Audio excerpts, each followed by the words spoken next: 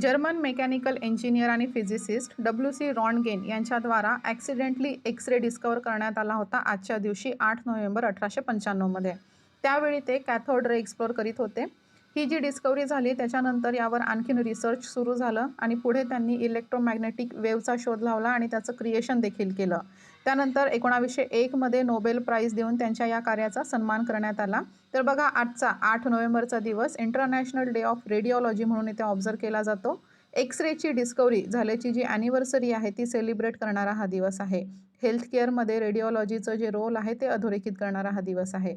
2012 मध्ये European society of radiology सोबतच रेडिओलॉजिकल society of north America आणि the American college of radiology यांच्या संयुक्त प्रयत्नाने ह्या दिवसाची सुरुवात करण्यात आली आणि त्यानंतर प्रत्येक वर्षी 8 नोव्हेंबरला हा दिवस इथे मार्क केला जातो. तर लक्षात घ्या, 8 नोव्हेंबर 1895 मध्ये डब्ल्यू.सी. रॉन्टगेन यांच्याद्वारा ॲक्सिडेंटली एक्स-रे डिस्कव्हर झाला होता. 1901 मध्ये नोबेल प्राइज त्यांना देण्यात आलं होतं. त्यांच्या कार्याचा सन्मान करण्यात आला होता. 2012 पासून इंटरनॅशनल डे ऑफ रेडिओलॉजी प्रत्येक वर्षी 8 नोव्हेंबर रोजी इथे सेलिब्रेट केला जातो. त्यानंतर आणखीन एक महत्त्वाचा दिवस आज आहे, तो म्हणजे गुरु नानक जयंती. जे आपलं GS पेपर 1चं इम्पॉर्टंट पर्सनॅलिटीज टॉपिक आहे त्याच्याशी आपल्याला हे रिलेट करता येईल. 1459 मध्ये तालवंडी राई भोई हे जे गाव आहे लाहोरजवळ, तिथे यांचा जन्म झाला होता. त्यालाच आज नानकाना साहिब ह्या नावाने ओळखलं जातं. शिखांचे जे 10 गुरु आहेत त्यांच्यापैकी पहिले गुरु म्हणजेच गुरु नानक देव. यांच्या कार्याबाबत बोलायचं झाल्यास 16व्या शतकात इंटरफेथ डायलॉग यांनी सुरू केले. यांनी काही कंपोजिशन्स लिहिली. त्यामध्ये आदी ग्रंथ महत्त्वाचा आहे, जे पुढे अर्जन सिंह यांनी कंपाईल केलं. अर्जन सिंह म्हणजे शिखांचे 5वे गुरु. यांनी निर्वाणा भक्तीला ॲडव्होकेट केलं आहे. निर्वाणा भक्ती म्हणजेच फॉर्मलेस डिवाइन, जिथे कुठल्याही देवाचा आकार नसेल, असं फॉर्मलेस डिवाइन असेल त्याची भक्ती करणे, त्यालाच निर्वाणा भक्ती असं म्हणायचं. Sacrifices, ritual baths, image worship किंवा जी ऑस्टेरिटीज आहे त्यांना यांनी नाकारलं. कास्ट, क्रीड, जेंडर डिस्क्रिमिनेशनला नाकारून एक ओंकार सतनाम मंत्र संपूर्ण जगाला यांनी दिला. 1539 मध्ये करतारपूर, पंजाब येथे त्यांचा मृत्यू झाला. 3 सोशल इन्स्टिट्यूशन्स भारताला यांनी दिली: लंगर, पंगत आणि संगत. लंगर म्हणजेच जिथे आपल्याला कलेक्टिव्ह कुकिंग आणि फूड शेअरिंगचं तत्त्व पाहायला मिळेल. पंगत म्हणजेच हाय किंवा लो असा भेदभाव न करता सगळ्यांनी एकत्र बसून खाणे. आणि संगत म्हणजे कलेक्टिव्ह डिसिजन मेकिंग आपल्याला जिथे पाहायला मिळेल. 2019 मध्ये 550वी बर्थ ॲनिव्हर्सरी होती गुरु नानक देव यांची.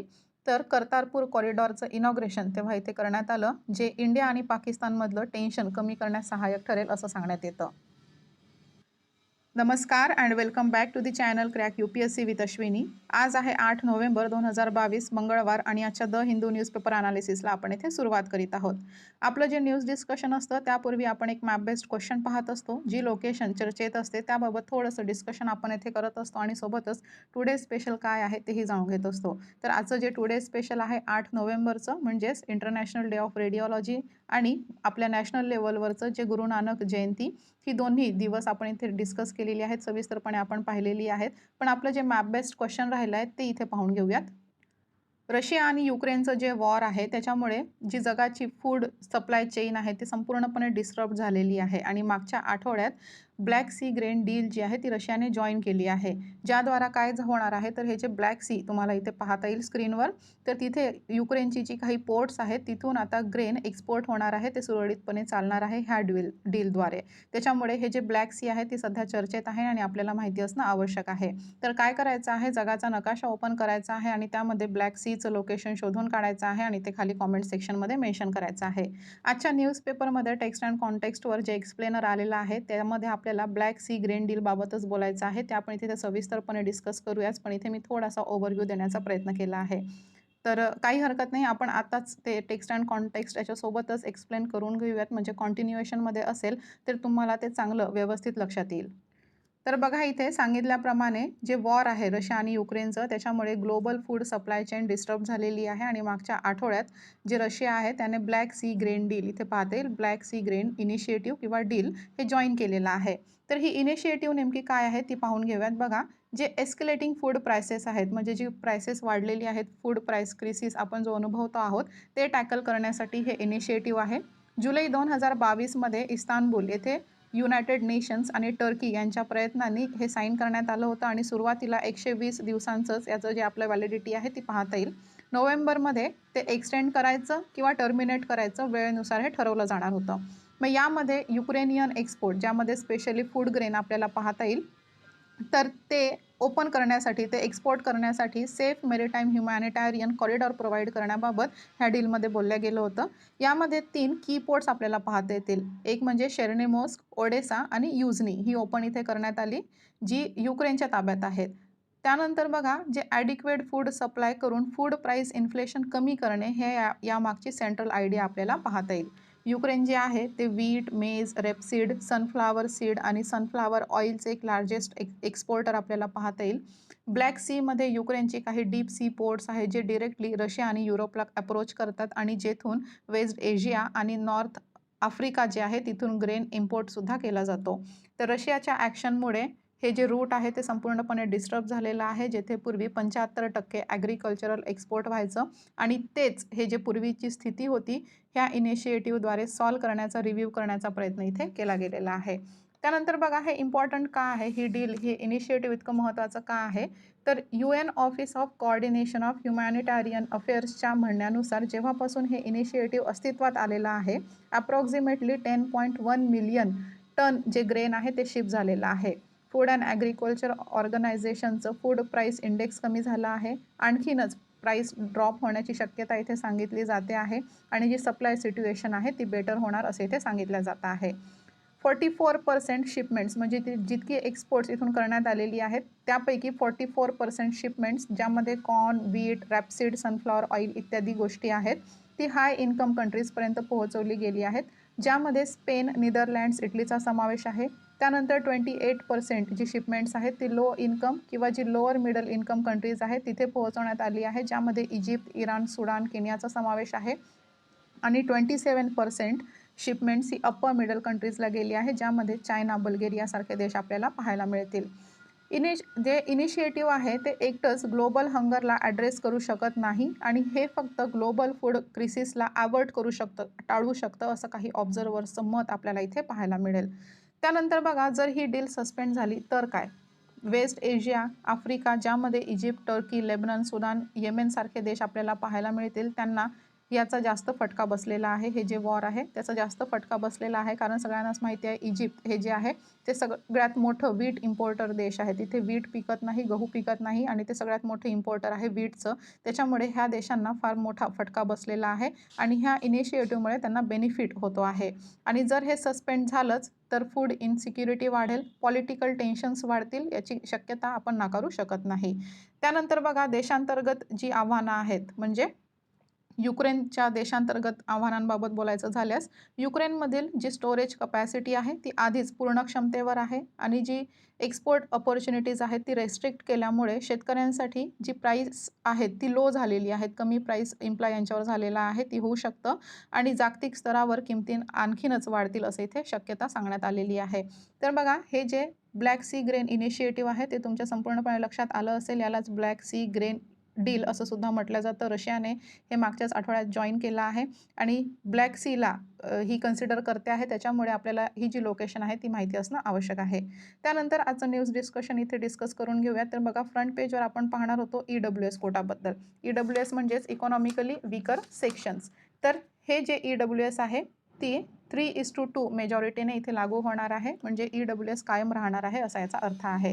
याच्यामध्ये 2 महत्त्वाचे क्वेश्चन्स उद्भवतात. एक म्हणजे फक्त इकॉनॉमिक क्रायटेरियावर रिझर्वेशन दिलं जाऊ शकतं का, आणि दुसरं म्हणजे जे आपलं 50% रिझर्वेशनचं सिलिंग आहे ते इथे ब्रीच तर होत नाही आहे. ह्या 2 गोष्टी इथे पडताळून पाहण्यात आल्या. या दोन्ही जे क्वेश्चन्स आहेत त्यांच्यामध्ये मेजॉरिटी आणि मायनॉरिटी असे 2 व्ह्यूज पाहण्यात आले. तर 1 बाय 1 न्यूज काय म्हणते ते ह्यामध्ये आधी डिस्कस करून घेऊयात. बघा, जे पहिलं क्वेश्चन आहे ते म्हणजे फक्त इकॉनॉमिक क्रायटेरियावर रिझर्वेशन दिलं जाऊ शकतं का? तर मेजॉरिटी व्ह्यू काय म्हणतं, बेसिक स्ट्रक्चर इथे व्हायोलेट होत नाही आहे, त्याच्यामुळे इथं दिलं जाऊ शकतं. आणि दुसरं म्हणजे काय, तर रिझर्वेशन जे आहे ते इगॅलिटॅरियन सोसायटीची निर्मिती करण्यास सहाय्यक आहे. म्हणजेच इगॅलिटॅरियन तुमच्या डिक्शनरीमध्ये, वोकॅब्युलरीमध्ये ॲड करून घ्या. याचा अर्थ होतो सेम किंवा समानता प्रस्थापित करण्यासाठी रिझर्वेशन महत्त्वाचं कार्य करतं, असं मेजॉरिटीचं व्ह्यू इथे पाहण्यात आलेलं आहे. त्यानंतर मायनॉरिटी व्ह्यू इथे पाहून घेऊयात. बघा, रिझर्वेशन जे आहे ते पॉवरफुल टूल आहे, जे इक्वल अपॉर्च्युनिटी आणि इक्वल ॲक्सेस प्रदान करून देण्यासाठी, आणि जे सोशल आणि एड्युकेशनल डिसॲडव्हान्स्ड क्लासेस राहिलेली आहेत, ज्यांच्यावर पास्ट डिसॅबिलिटीशी इनजस्टिस होतो आहे, असं इथे सांगण्याचा प्रयत्न केलेला आहे मायनॉरिटी व्ह्यूमध्ये. त्यानंतर 50% जी सिलिंग आहे ती इथे ब्रीच होते आहे का त्याच्याबाबत काय सांगितलेलं आहे. मेजॉरिटी व्ह्यू आपल्याला पाहायला मिळेल ही लिमिट ब्रीच होत नाही आहे असं सांगण्यात आलेलं आहे. आणि दुसरं म्हणजे मायनॉरिटी व्ह्यूमध्ये काय म्हटलेलं आहे, जर ब्रीच झालं असेल तर पुढील जे काही इन्फ्रॅक्शन्स असतील आणि जे काही कंपार्टमेंटलायझेशन असेल त्याच्यासाठी गेटवे मिळालेला आहे असं ते इथे सांगतात. तर हे EWS काय आहे, इकॉनॉमिकली विकर सेक्शन्स, ते इथे जाणून घेऊयात. त्यांच्यासाठी हे जे रिझर्वेशन देण्यात आलेलं आहे ते नेमकं काय आहे तेही इथे जाणून घेऊयात. GS पेपर 2चं Indian constitution, judgments and cases, government policies and interventions हे जे टॉपिक्स आहेत त्याच्याशी आपल्याला हे रिलेट करता येईल. लक्षात घ्या 2019ची जी 103वी कॉन्स्टिट्यूशनल अमेंडमेंट आहे त्याच्याद्वारा आर्टिकल 15 आणि आर्टिकल 16मध्ये सुधारणा करण्यात आली आणि ही सुधारणा करून आर्टिकल 15(6) आणि 16(6) ही 2 आर्टिकल्स इथे इन्सर्ट करण्यात आली. लक्षात घ्या इथे 2019चं 103वी कॉन्स्टिट्यूशनल अमेंडमेंट ज्याच्यामध्ये आर्टिकल 16 आणि 15 ह्या दोघांमध्ये अमेंडमेंट करण्यात आली आणि त्याच्यानुसार आर्टिकल 15(6) आणि आर्टिकल 16(6) ही 2 इन्सर्ट करण्यात आली, ज्यामध्ये 10% इकॉनॉमिकली विकर सेक्शनसाठी वेगळा कोटा इथे निर्माण करण्यात आला. मग इकॉनॉमिक रिझर्वेशन यांना देण्यात आलं जॉब आणि ॲडमिशन्समध्ये. एज्युकेशनल इन्स्टिट्यूशन्स असतील तिथे ॲडमिशनसाठी इथे इकॉनॉमिक रिझर्वेशन पाहायला मिळेल. त्यानंतर जी पुअर आहेत, जी 50% SC, ST, OBC किंवा SEBC मध्ये येत नाही, त्यांना कव्हर केलं गेलं नाही आहे, जी इकॉनॉमिकली पुअर आहेत त्यांचं प्रमोशन इथे करण्यात आलेलं आहे. सेंटर आणि स्टेट दोन्ही लेवलवर यांना इथे हे जे रिझर्वेशन आहे ते मिळालेलं आहे. याचं सिग्निफिकन्स पाहायचं झाल्यास जी इनइक्वालिटी आहे एज्युकेशन आणि इन्कमची ती ॲड्रेस करण्याचं काम ही करते. त्यानंतर इकॉनॉमिक बॅकवर्डनेस आहे त्याचं रिकॉग्निशन करण्याचंही काम करते. हंगर आणि पॉवर्टीने ग्रस्त असणारी जी लोकं आहेत त्यांचं रिकॉग्निशनही करते. त्यानंतर आणखीन एक महत्त्वाचं ते म्हणजे कास्ट बेस्ड डिस्क्रिमिनेशन रिडक्शनसाठीही महत्त्वाचा हातभार लावू शकेल असं सांगितलं जातं. कारण बघा आपल्याकडे एक स्टिग्मा आहे, म्हणजेच काय, हे जे रिझर्वेशन असतं ते कास्ट बेस्ड असतं आणि हे मिटवण्यासाठी याचा उपयोग इथे होणार आहे की ते कास्ट बेस्ड नसून जी विकर सेक्शन्स आहेत त्यांच्यासाठी हे रिझर्वेशन असतं असं इथे सांगण्याचा प्रयत्न केला गेलेला आहे.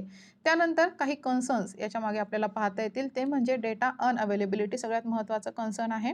म्हणजे जे सो कॉल्ड अप्पर कास्ट्स आहेत त्यांचं उत्पन्न 8 लाखांपेक्षा कमी असेल तर ती इथे कन्सिडर केली जातील. ज्यांना गव्हर्नमेंट जॉब नाही किंवा हायर एज्युकेशनल इन्स्टिट्यूशन्समध्ये त्यांचा सहभाग नाही अशांना इथे कव्हर करण्यात आलेला आहे. आणि दुसरा आहे आर्बिट्ररी क्रायटेरिया. मग याच्यामध्ये जो क्रायटेरिया सांगण्यात आलेला आहे, जी एलिजिबिलिटी सांगण्यात आलेली आहे ती कुठलाही डेटा किंवा कुठल्याही स्टडीवर आधारित आपल्याला पाहता येणार नाही. सुप्रीम कोर्टसुद्धा इथे क्वेश्चन करतो आहे. जी मॉनिटरी लिमिट तुम्ही सांगितलेली आहे, सेंट्रल गव्हर्नमेंटला क्वेश्चन करतो आहे सुप्रीम कोर्ट, जी मॉनिटरी लिमिट सांगितलेली आहे ती GDP पर कॅपिटा पडताळून पाहिली आहे का. आणि त्यानंतर बघा स्टॅटिस्टिक्सच्याही नुसार जी स्टेट्स असतात प्रत्येक स्टेटमध्ये जी इन्कम आहे पर कॅपिटा इन्कम ती डिफर करते. गोवाचं एक्झाम्पल पाहायचं झाल्यास हायेस्ट पर कॅपिटा इन्कम तिथे आहे जवळपास 4 लाख रुपये आणि बिहार हे बॉटममध्ये येतं जिथे फक्त 40,000 रुपये पर कॅपिटा इन्कम आपल्याला पाहायला मिळेल. तर हे EWS काय आहे ते आपण पाहून घेतलेलं आहे. आजची न्यूज काय आहे तेही पाहून घेतलेलं आहे आणि ह्या न्यूजनुसार जे EWS रिझर्वेशन आहे ते पुढे कंटिन्यू राहणार आहे असं सांगण्यात आलेलं आहे. त्यानंतर COP27 बाबत बोलूयात. UNSG म्हणजेच United nation secretary general Antonio Guterres यांनी काय सांगितलं आहे, एकतर सगळ्या देशांनी एकत्र येऊन कॉपरेट करा आणि चांगल्या जगाची निर्मिती करा किंवा नष्ट व्हा, अशी 2च ऑप्शन ती इथे देताना आपल्याला पाहायला मिळेल. तर बघा हे जे रशियाचं वॉर आहे, रशिया युक्रेनचं वॉर आहे, त्याच्यामुळे जी कन्झ्युमर इन्फ्लेशन आहे ती खूप रॅम्पंट झाली आहे. रॅम्पंट म्हणजे अनचेक्ड ग्रोथ ज्याला म्हणता येईल, खूप तेजीने स्प्रेड होणे, त्याला रॅम्पंट आपण असं म्हणत असतो. तर गुटेरस यांनी इथे पॅक्ट सांगितलेला आहे जी पुअरर कंट्रीज आहेत आणि जी रिच कंट्रीज आहेत यांच्यामध्ये, जेणेकरून जे फॉसिल फ्युएल आहे त्याचं ट्रान्झिशन करता येईल आणि जी पुअरर नेशन्स आहेत त्यांना डेव्हलप्ड नेशन्समध्ये कन्वर्ट करण्यासाठी काही रिच कंट्रीजकडून इथे फंडिंग करण्याबाबत सांगितलं गेलेलं आहे. तर काल आपण सविस्तरपणे हे पाहिलंच होतं. तर हे 2 वीकची ही परिषद असणार आहे, 2 आठवडे ही चालणार आहे, त्याच्यामुळे रोजच काही ना काही अपडेट याच्यावर येत राहणार आहेत. त्यानंतर बघा महत्त्वाचं नवीन टॉपिक आपण इथे जाणून घेऊयात. आजपर्यंत आपण याच्यावर डिस्कस केलेलं नाही आहे. खूप चांगला डेटा मी इथे आणलेला आहे. बघा सेंटर इथे काही पेटिशन दाखल करतो आहे हायकोर्टामध्ये जी सरोगेसी लॉज आहे त्याच्या अगेन्स्टमध्ये. तर जी सरोगेसी लॉज आहेत ती नेमकी काय आहेत ते आपण इथे पाहून घेऊयात. 2 नाव इथे आली आहेत बघा, assisted reproductive technology regulation act 2021 आणि द सरोगेसी रेग्युलेशन ॲक्ट 2021. तर ही 2 ॲक्ट इथे आलेली आहेत. ह्या दोन्ही ॲक्टबाबत आपण इथे सविस्तर जाणून घेणार आहोत. आपलं जे GS पेपर 2चं issues related to women, government policies and interventions, issues arising out of design and implementation of policies, social empowerment, he topics आपल्याला इथे रिलेट करता येईल. तर बघा ही जी ॲक्ट्स आहेत ते जाणून घेण्यापूर्वी सरोगेसी काय आहे ते आपण पाहूयात. बघा जी एम्ब्रियोज असतात किंवा न्यूबॉर्नचं जे कमर्शियलायझेशन आहे ते रोखण्यासाठी ही लॉज आलेली आहेत. त्याला आपण सरोगेसी लॉ असं म्हणत असतो. तर सरोगेसी म्हणजे पॅरेंट किंवा कपल त्यांचं बाळ जर एखादी तिसरीच महिला कॅरी करत असेल तर तिला आपण सरोगेट मदर असं म्हणतो आणि ही संपूर्ण प्रोसेस आहे तिला सरोगेसी असं म्हटलं जातं. यालाच जस्टेशनल कॅरियर असं सुद्धा म्हटलं जातं ह्या स्त्रीला, कारण ती कन्सीव्ह करते, कॅरी करते आणि त्या बाळाला जन्म देत असते. यामध्ये 2 मुख्य प्रकार आपल्याला पाहता येतील. एक म्हणजे अल्ट्रुइस्टिक सरोगेसी आणि दुसरा आहे कमर्शियल सरोगेसी. अल्ट्रुइस्टिक सरोगेसीमध्ये फक्त मेडिकल एक्सपेन्सेस आणि जे इन्शुरन्स कव्हरेज असतं प्रेग्नन्सी दरम्यान ते इथे कव्हर केलं जातं. याच्या व्यतिरिक्त कुठलेही मॉनिटरी कॉम्पेन्सेशन तिला दिलं जात नाही. आणि दुसरा आहे कमर्शियल सरोगेसी. तेथे मेडिकल एक्सपेन्सेस सोबतच जे इन्शुरन्स कव्हरेज असतं तेही दिलं जातं आणि काही मॉनिटरी बेनिफिट्स किंवा रिवॉर्ड्सही इथे दिले जातात. तर बघा जे सरोगेसी रेग्युलेशन ॲक्ट आहे 2021चं ते काय म्हणतं याच्या प्रोव्हिजन्स आपण पाहून घेऊयात. कोण सरोगेसी अवेल करू शकतो किंवा सरोगेट मदर कोण बनू शकतं? 35 ते 45 वयोगटाची जी स्त्रिया असतील, ज्या विडो किंवा डायव्होर्सी असतील, त्या इथे सरोगेट मदर म्हणून अवेल करू शकतात किंवा जी कपल्स जी लीगली मॅरिड आहेत त्यांना इथे सरोगेसी करता येऊ शकेल. ठीक आहे. जर मेडिकल कंडिशन्स इथे उत्तम असतील तर ते सरोगेसी इथे कॅरी करू शकतील. त्यानंतर बघा जी कमर्शियल सरोगेसी आहे ती आपल्या देशात बॅन आहे आणि त्याच्यासाठी 10 वर्षे ते 10 लाख रुपये इतकं इथे दंड सांगण्यात आलेला आहे. त्यानंतर जी अल्ट्रुइस्टिक सरोगेसी आहे तीच फक्त आपल्या देशात अलाव केली जाते, ज्यामध्ये कुठलंही मनी एक्सचेंज होत नाही आणि जी सरोगेट मदर असेल ती जेनेटिकली रिलेटेड आपल्या जी कोणी कपल्स असतील त्यांच्याशी जेनेटिकली रिलेटेड असली पाहिजे, म्हणजे क्लोज फ्रेंड किंवा रिलेटिव्हज ते असले पाहिजेत.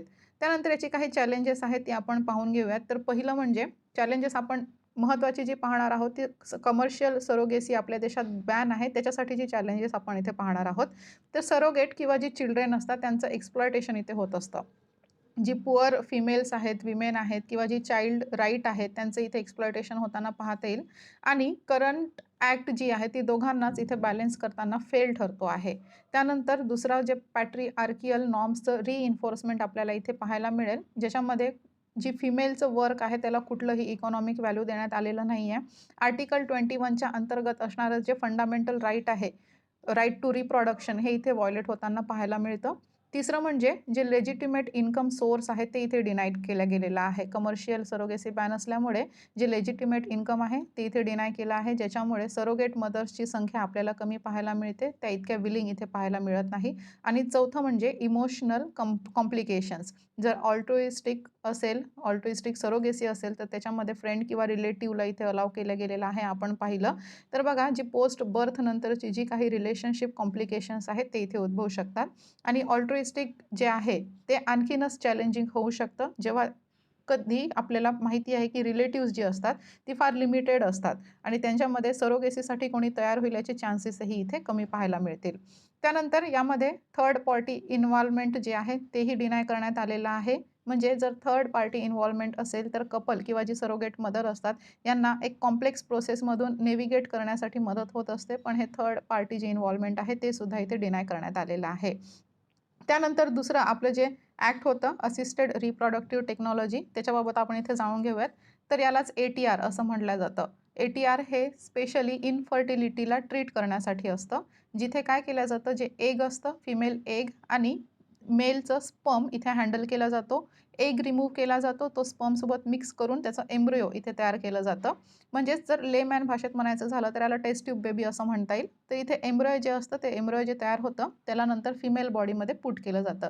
अगदी सोप्या भाषेत सांगायचं झाल्यास बघा, असिस्टेड रिप्रोडक्टिव्ह टेक्नॉलॉजी म्हणजेच जी इनफर्टिलिटी असते त्याला ट्रीटमेंट देणारी ही टेक्नॉलॉजी आपल्याला पाहता येईल, जिथे आई आणि वडील, आईचं जे एग असतं ते आणि वडिलांचं जे स्पर्म असतं त्यांना बॉडीच्या बाहेर इथे फर्टिलायझेशन त्यांच्यामध्ये घडवून आणलं जातं. फर्टिलायझेशन झाल्यानंतर पहिली सेल जी तयार होते त्याला झायगोट असं आपण म्हणत असतो आणि पुढे ही झायगोट जेव्हा डिवाइड होत जाते आणि ती 32 सेल स्टेजमध्ये जाते तेव्हा त्याला एम्ब्रियो असं म्हणायचं. मग हा एम्ब्रियो जो आहे तो आईच्या शरीरामध्ये पुनर्स्थापित केला जातो. तर याला म्हणायचं ATR, असिस्टेड रिप्रोडक्टिव्ह टेक्नॉलॉजी. पण बघा काय म्हटलेलं आहे, जर ती आई अनरिस्पॉन्सिव्ह असेल किंवा तिच्यामध्ये काही मेडिकल कॉम्प्लिकेशन्स असतील आणि ती बाळाच्या ग्रोथसाठी तिचं शरीर योग्य नसेल, तर हे जे एम्ब्रियो आहे ते कुठल्यातरी तिसऱ्या स्त्रीच्या शरीरात इथे इम्प्लांट केलं जातं आणि त्यालाच मग सरोगेसी असं सुद्धा म्हटलं जातं. तर ह्या ATRमध्ये सरोगेसीचं सुद्धा ऑप्शन आहे आणि इन विट्रो फर्टिलायझेशन जे आहे ती मोस्ट कॉमन आणि इफेक्टिव्ह टाईप आपल्याला ह्या ARTचं पाहायला मिळेल आणि काही वेळा इथे डोनर एग किंवा डोनर स्पर्मसुद्धा असतात किंवा फ्रोझन एम्ब्रियोसुद्धा आपल्याला इथे पाहायला मिळतात. मग जसं मी सांगितलं, जसं आई आणि वडील ह्या दोघांचं बाळ असेल, जे ती आई कॅरी करू शकत नाही, तर तिसऱ्या स्त्रीच्या शरीरामध्ये ते इम्प्लांट केलं जातं. तर ही झाली सरोगेट मदर. मग याच्यासाठी काही लीगल प्रोव्हिजन्स असतील, तर ती लीगल प्रोव्हिजन्स आपण इथे पाहून घेऊयात. जे ART रेग्युलेशन ॲक्ट 2021 आहे, त्याच्या म्हणण्यानुसार सरोगेसीसाठी जी लॉज आणि सिस्टीम इम्प्लिमेंटेशन आहे, त्याच्यासाठी इथे national assisted reproductive technology and surrogacy बोर्डची स्थापना केली गेली आहे. म्हणजे ART क्लिनिक्स असतात, त्यांचं रेग्युलेशन सोबतच ART बँक्सचं रेग्युलेशन आणि त्यांचं जे सुपरविजन आहे ते करण्याचं काम ही बोर्ड करत असते. मिसयूज प्रिव्हेंट करण्याचं काम करत असते आणि ART सर्व्हिसेसची सेफ्टी आणि त्याचे एथिकल प्रॅक्टिसेसला प्रमोट करण्याचंही काम करत असते. याची काही शॉर्ट्स कमिंग पाहून घेऊयात. ART बाबत आपण बोलत आहोत, त्याचे शॉर्ट कमिंग्स आहेत. बघा, पहिलं म्हणजे अनमॅरिड किंवा जी हेटेरोसेक्शुअल कपल्स आहेत त्यांना इथून एक्सक्लूड करण्यात आलेलं आहे. ही जी सर्व्हिसेस आहेत ART सर्व्हिसेस त्याच्यामधून एक्सक्लूड करण्यात आलेलं आहे. जी अनमॅरिड मेन आहेत, डायव्होर्स्ड मेन आहेत किंवा जी विडोड मेन आहेत किंवा कोहेबिटिंग हेटेरोसेक्शुअल मेन्स किंवा जे ट्रान्स किंवा होमोसेक्शुअल कपल्स आहेत ती इथून एक्सक्लूड करण्यात आलेली आहेत. आणि ART जे एक्सक्लूड आहेच, पण त्यांना सरोगेसीचंही ऑप्शन ते घेऊ शकत नाही. तर हे एक मोठं एक्सक्लुजन आपल्याला इथे पाहायला मिळेल. त्यानंतर बघा, जे रिप्रोडक्टिव्ह चॉईसेस आहेत ती इथे रिड्यूस होत आहेत, कारण लिमिटेड आहेत. इनफर्टाईल लिगली मॅरिड कपलसाठीच हे लिमिटेड पाहायला मिळेल. इनफर्टाईल म्हणजेच काय, तर अनप्रोटेक्टेड सेक्शुअल इंटरकोर्स असेल तरीही 1 वर्षात कन्सीव्ह न होणे त्याला आपण इनफर्टिलिटी असं म्हणतो. त्यानंतर अनरेग्युलेटेड प्राइसेस आपल्याला इथे पाहायला मिळतील. जी इन विट्रो फर्टिलायझेशन आहे किंवा टेस्ट ट्यूब बेबी आपण ज्याला म्हणतो, त्याच्यासाठी रेग्युलेटेड प्राइसेस नाही आहेत. त्याच्यामुळे हे सुद्धा एक शॉर्ट कमिंग्स आपल्याला इथून आढळून येत आहे. त्यानंतर वे फॉरवर्ड पाहायचं झाल्यास इंडिया जे आहे ते मेजर हब आहे अशा ॲक्टिव्हिटीजसाठी आणि म्हणूनच हे जे ॲक्ट आहे ते एक राईट डिरेक्शनने स्टेप आहे असं इथे सांगितलेलं आहे. पण डायनॅमिक जी ओव्हरसाईट आहे त्यांची गरज इथे आहे. इव्हॉल्विंग टेक्नॉलॉजी, डिमांड्स आणि जी मोरॅलिटी आहे, सोशिएटल चेंजेस आहेत त्यांच्यानुसार अपडेशन करणे इथे महत्त्वाचं आहे. तर ह्या न्यूजच्या कॉन्टेक्स्टमध्ये आपण ही दोन्ही जी ॲक्ट दिलेली आहेत, assisted reproductive technology regulation act 2021 आणि सरोगेसी रेग्युलेशन ॲक्ट 2021 ह्या दोन्हींबाबत आपण इथे पाहून घेतलेलं आहे. सोबतच सरोगेसी म्हणजे नेमकं काय तेही आपण इथे पाहून घेतलेलं आहे. तर ह्या 2 लॉजसाठी जे सेंटर आहे त्यांनी इथे हायकोर्टामध्ये धाव घेतलेली आहे. त्याला अगेन्स्ट त्यांचे इथे काही पॉईंट्स आहेत. तर बघा, त्यानंतर नेक्स्ट न्यूजकडे वळूयात. नीला कुरिंजी फ्लावर्स जी आहेत त्याचं सायंटिफिक नेम लक्षात घ्या, स्ट्रॉबिलॅन्थस कुंतियाना. स्ट्रॉबिलॅन्थस कुंतियाना जे इडुकी आहे तिथे आपल्याला हे जास्त प्रमाणात पाहायला मिळेल. तर ही जी नीला कुरिंजी फ्लावर्स आहेत ही इतकी महत्त्वाची का आहेत पाहून घेऊयात. न्यूज काय म्हणते ते बघा पहिले. ही फ्लावर जी आहेत ती ब्लूम होऊन झाली पण आहेत, म्हणजे ती ब्लूम झाली आणि ती इथे गळाली पण आहेत, पण तरीही इथे टुरिस्ट मोठ्या प्रमाणात येत आहेत अशी ही न्यूज आपल्याला पाहायला मिळेल. तर टुरिझम बाबतीचा हा डेटा आहे, पण त्यापेक्षाही महत्त्वाचं आपलं जे आहे ते नीला कुरिंजी फ्लावर्स. तर GS पेपर 3चं कॉन्झर्वेशनशी आपल्याला हे रिलेट करता येईल. याच्याबाबत थोडंसं पाहून घेऊयात. नीला म्हणजे ब्लू आणि कुरिंजी म्हणजे फ्लावर्स. तर ही मॅच्युरिटीनंतर पर्पल ब्लूइश कलरची होऊन जातात, म्हणजे अगदी ब्लू राहत नाही, थोडा पर्पल कलर यात येतो. आणि निलगिरी माउंटेन रेंज जे आहे ते नामकरणसुद्धा ह्याच फ्लावर्सच्या नावावरून झालेलं आहे, यांच्या रंगावरून झालेलं आहे. तर याचं मी चित्र दाखवते. जेव्हा ही ब्लूम होतात तेव्हा संपूर्ण जी हिल्स आहेत ती निळी होऊन जातात. त्याच्यामुळेच ही निलगिरी माउंटेन रेंज असं याला म्हटलं जातं. केरळची सायलेंट व्हॅली नॅशनल पार्क आहे, तिथे कुंती रिव्हर वाहते. तर कुंती रिव्हर आहे आणि हिच्या नावावरूनच हे कुंतियाना असं नाव ठेवलं आहे. जिथे ही जी संख्या आहे, ह्या फुलांची संख्या खूप मोठ्या प्रमाणात पाहायला मिळते ह्या नदीच्या काठावर. जवळपास 1300 ते 2400 मीटर एलिव्हेशनवर याची ग्रोथ आपल्याला पाहायला मिळेल. याचं जे सायंटिफिक नेम आहे आपण पाहूनच घेतलेलं आहे, स्ट्रॉबिलॅन्थस कुंतियाना. आणखीन काही नवीन स्पीसीज ह्या पहाडांवर आपल्याला पाहायला मिळेल. हा हिल रेंजेस जे आहे तिथे पाहायला मिळेल. स्ट्रॉबिलॅन्थस अनामलाइका, त्यानंतर स्ट्रॉबिलॅन्थस हेनिनस, स्ट्रॉबिलॅन्थस पल्नेन्सिस आणि स्ट्रॉबिलॅन्थस निओॲस्पर ही काही स्पीसीज आपल्याला इथे आणखीन पाहायला मिळतील. याचं हॅबिटॅट पाहायचं झाल्यास जे शोला फॉरेस्ट आहे वेस्टर्न घाटचं, तिथे खूप मोठी संख्या यांची आहे. जवळपास 40 डिफरंट व्हरायटीज आपल्याला भारतात आढळतात. हे जे फ्लॉवर आहे ते इतकं महत्त्वाचं का आहे? जवळपास 12 वर्षांनी एकदा याचं ब्लूमिंग होत असतं, कारण याचं जे पॉलिनेशन आहे त्याच्यासाठी खूप मोठा पिरियड लागत असतो. 2006 मध्ये मागच्या वेळेस हे ब्लूम झालं होतं आणि त्यानंतर 2018 मध्ये हे ब्लूम होणार होतं, पण फायरमुळे हे झालं नव्हतं आणि 2022 मध्ये इथे ब्लूमिंग झालं होतं. हे जे नीलाकुरिंजी फ्लॉवर्स आहे त्यांचं. त्यानंतर आणखीन अदर फॅक्ट्स पाहून घेऊयात बघा. जे तामिळनाडूमधलं पालियान ट्राईब आहे ते एज कॅल्क्युलेट करण्यासाठी ह्या फ्लॉवर ब्लूमिंगचा उपयोग करत असतात. जगामध्ये जवळपास 250 स्पीसीज आपल्याला ह्या नीलाकुरिंजी कुंतियानाच्या पाहायला मिळतील. नीलाकुरिंजी म्हणजे आपलं जे स्ट्रॉबिलॅन्थस आहे त्याच्या 250 स्पीसीज पाहायला मिळतील, जे कुंती रिव्हरच्या नदीकाठी आहेत किंवा जे निलगिरी पर्वतावर आहेत ते कुंतियाना नावाचं स्पीसीज आहे. त्याच्यानंतर आणखीन 4 स्पीसीज आपण पाहिली. अनामलाइका, हेनिनस किंवा पल्नेन्सिस आणि निओॲस्पर ही 4 स्पीसीज आपण पाहिली होती. ही स्पीसीजची नावं पाठ करून घ्या आणि जे आपलं नीलाकुरिंजी फ्लॉवर आहे तिचं स्ट्रॉबिलॅन्थस कुंतियाना हे सुद्धा नाव इथे तुम्हाला लक्षात असलं पाहिजे. त्यानंतर बघा आपलं जे एडिटोरियल आहे, महत्त्वाचं एडिटोरियल आहे ते डिस्कस करूयात. पण त्यापूर्वी आपली जी न्यूज आहे ती छोटी-छोटी इथे कव्हर करून घेऊयात.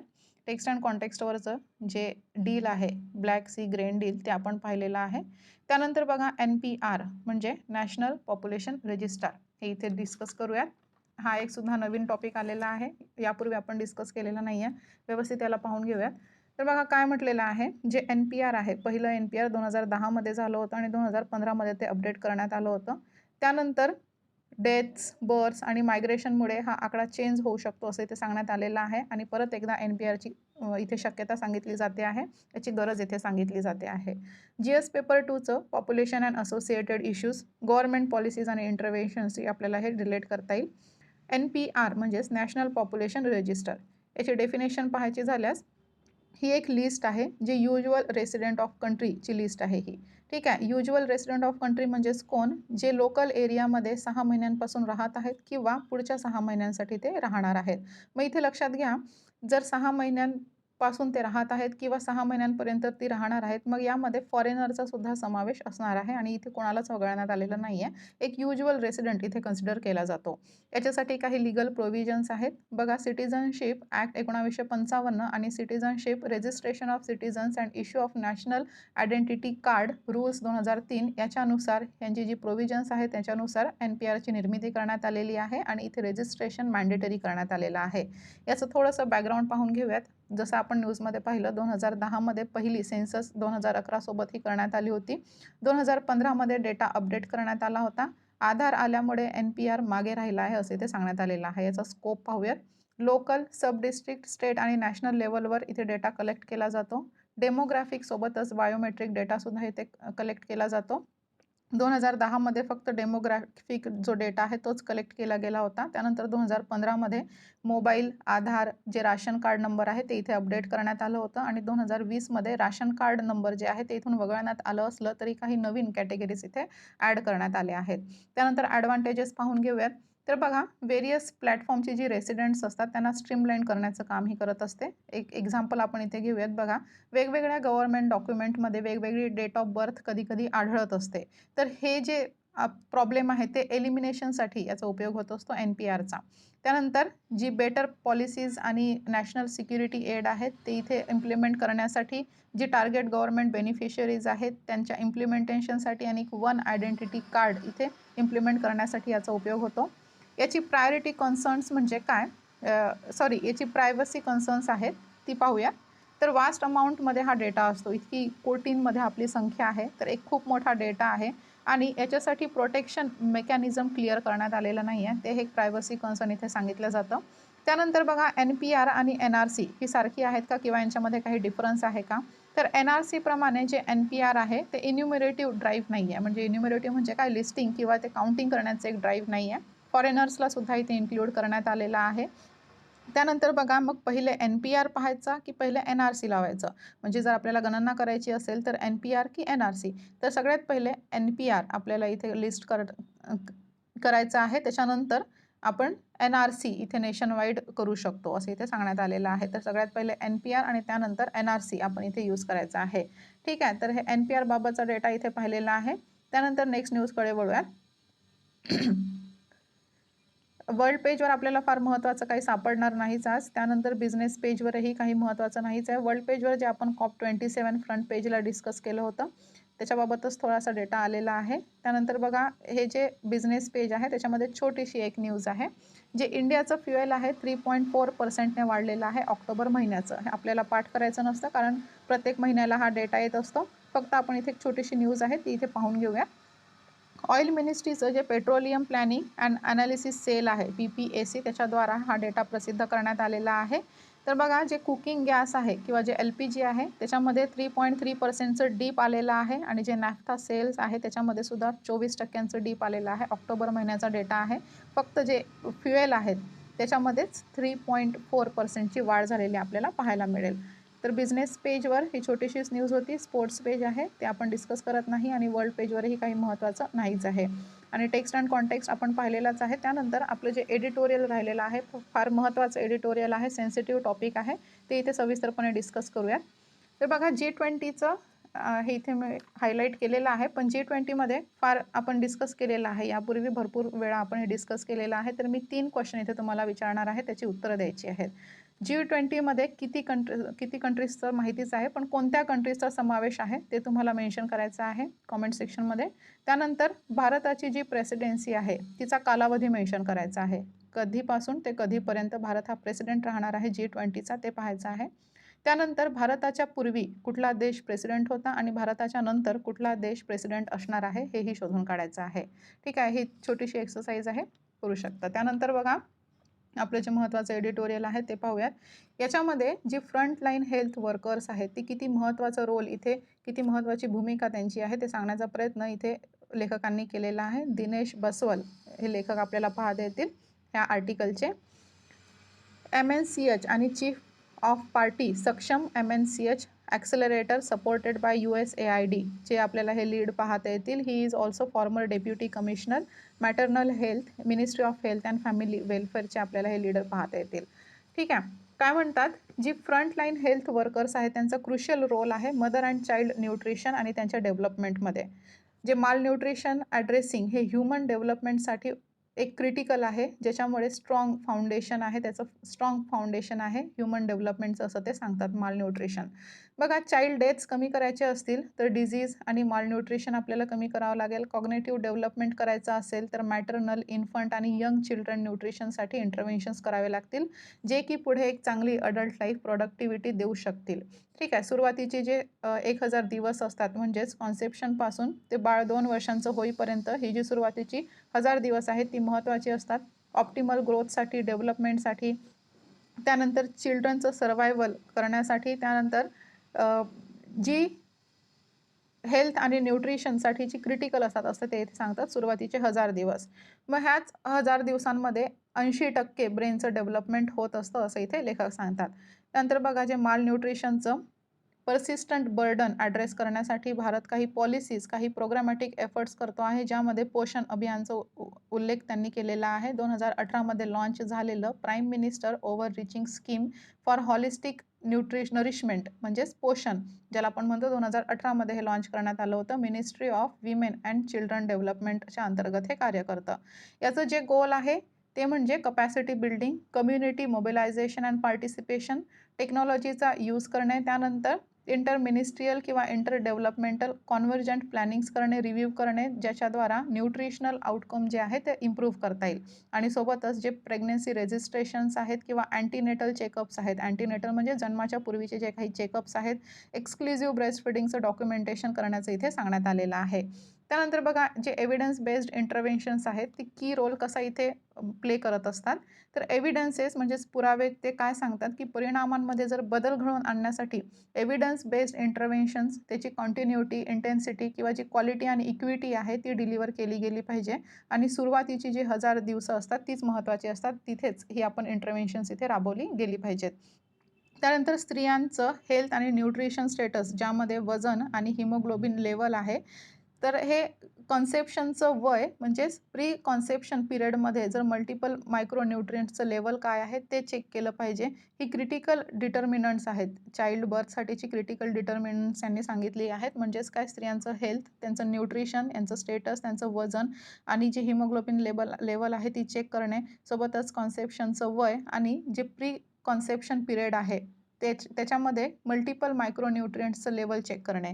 तर ही क्रिटिकल डिटर्मिनंट्स ते इथे मार्क करतात. त्यानंतर बघा, महाराष्ट्रामधील नाशिक येथील जे पेठ आणि सिन्नर ब्लॉक आहे त्याच्यामध्ये पहिल्यांदाच ministry of health and family welfare सोबत महाराष्ट्र गव्हर्नमेंट आणि युनिसेफ यांनी संयुक्त प्रयत्नांनी पहिली प्री कॉन्सेप्शन पिरियड हेल्थसाठी primary health care innovation programme इथे इंट्रोड्यूस केलेला आहे.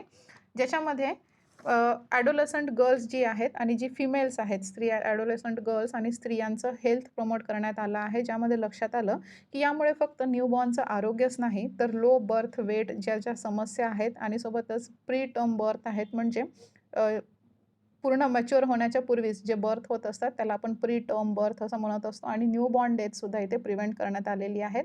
आणि त्याच्यानंतर सेव्हरल डिस्ट्रिक्ट्समध्ये हा जो प्रोग्राम आहे, इनिशिएटिव्ह इथे लागू करण्यात आलेला आहे.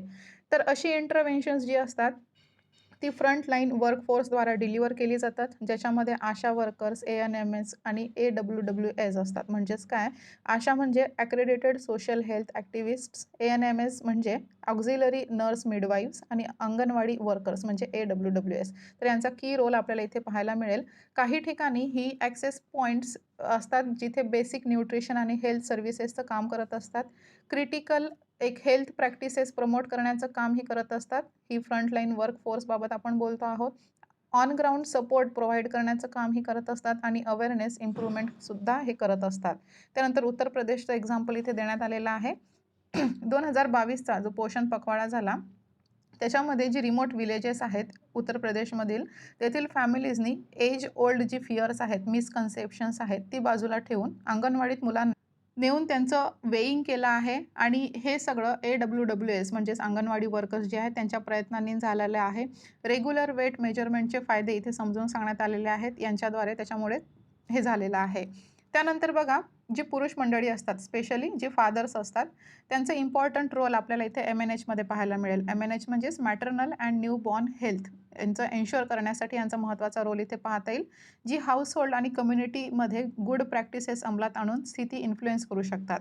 मग एका स्टडीमध्ये इथे सांगण्यात आलेलं आहे जेथे फादर्सचं इन्व्हॉल्वमेंट असतो, जे फर्स्ट ट्रायमिनिस्टर असतं किंवा प्रीनेटल केअरमध्ये त्यांचं इन्व्हॉल्वमेंट असेल तर तेथे पॉझिटिव्ह रिझल्ट पाहण्यात आलेला आहे.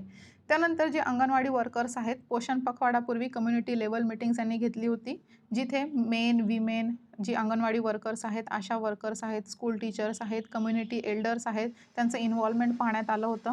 ज्यामध्ये वेट मेजरमेंटचे बेनिफिट सांगण्यात आले होते. अंडर नरिश्ड चिल्ड्रनचं अर्ली डिटेक्शन होणं किती महत्त्वाचं आहे ते इथे सांगितलं होतं आणि त्याचे फायदे यांनी इथे अधोरेखित केले होते. त्यानंतर जे उन्नाव डिस्ट्रिक्ट आहे उत्तर प्रदेशचं, त्याचं एक्झाम्पलसुद्धा इथे दिलेलं आहे लेखकांनी. तर येथे सुद्धा जे अंगणवाडी सुपरवायझर्स आहेत यांच्याद्वारा फक्त ग्रोथ मॉनिटरिंग डिव्हायसेसचंच नाही तर बॉडी वेट मेजर करणे आणि ते ॲक्युरेटली रेकॉर्ड करण्याची दक्षता इथे घेण्यात आलेली आहे आणि कम्युनिटी मोबिलायझेशन मीटिंग इथे घेण्यात आलेलं आहे. तर ही काही स्टोरीज आहेत उत्तर प्रदेशमध्ये ज्याच्यामध्ये फ्रंटलाईन वर्कर्सद्वारा काही बदल घडवून आणले आहेत आणि आपल्यासाठी ती प्रेरणादायी आहेत. तर बघा, ही जी फ्रंटलाईन वर्कफोर्स आहे त्याचं रेग्युलर स्किलिंग करणे, न्यूट्रिशन सिस्टीमवर फोकस करणे, त्यानंतर सपोर्टिव्ह सुपरविजन आणि मोटिवेशन देणे हे फार महत्त्वाचं ठरतं, हे यातून आपल्याला आढळलेलं आहे. जी डेटा ड्रिव्हन रिव्ह्यू असतं त्याला प्रायोरिटाईज करण्याची गरज इथे लेखकांनी सांगितली आहे.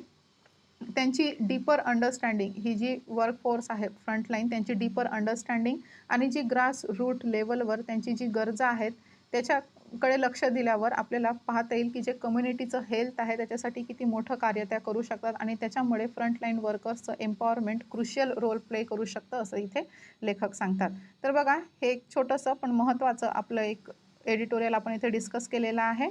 त्यानंतर आज कुठलंही महत्त्वाचं सापडणार नाही. ओपिनियन पेजवरचं जे G20 आहे प्रेसिडेन्सीबाबत आपण इथे बोललो, क्वेश्चन विचारले आहेत त्यांची उत्तरं देण्याचा प्रयत्न करा. टेक्स्ट अँड कॉन्टेक्स्टवरचं ब्लॅक सी ग्रेन इनिशिएटिव्ह आपण पाहिलेलं आहे. ब्लॅक सीचं लोकेशन शोधून तेही मेन्शन करा. त्यानंतर आजची जी न्यूज आहे ती सगळीच इथे बहुतेक डिस्कस झालेली आहेत. NPR बाबत आपण इथे बोललो. त्यानंतर वर्ल्ड पेजवर महत्त्वाचं काही नव्हतंच आणि बिझनेस सेक्शनवरही नव्हतंच आणि EWS फ्रंट पेजवर जे आलेलं आहे तेही आपण चांगल्या प्रकारे डिस्कस केलेलं आहे. आज थोडासा घशाचा इश्यू असल्यामुळे मला जरा आवाजामध्ये थोडा प्रॉब्लेम वाटत असेल, तर I am very sorry for that. जर तुम्हाला व्हिडिओज आवडत असतील किंवा कंटेंटसोबत तुम्ही सॅटिस्फाईड असाल तर तुम्ही लाईक करू शकता आणि सोबतच तुमचे काही सजेशन्स असतील तर ते मला कॉमेंट बॉक्समध्ये ड्रॉप करू शकता. त्याच्यामुळे मला कळेल की याच्यामध्ये काय आणखीन सुधारणा करायला हवी किंवा कशाप्रकारे आणखी डिलिव्हर करायला हवं, जेणेकरून ते जास्त इंटरॅक्टिव्ह होता येईल. ठीक आहे, तर आपलं जे लेक्चर आहे, आजचं न्यूज डिस्कशन आहे, ते इथेच थांबवूयात आणि उद्या परत भेटूयात नवीन डिस्कशनसह. Thank you so much.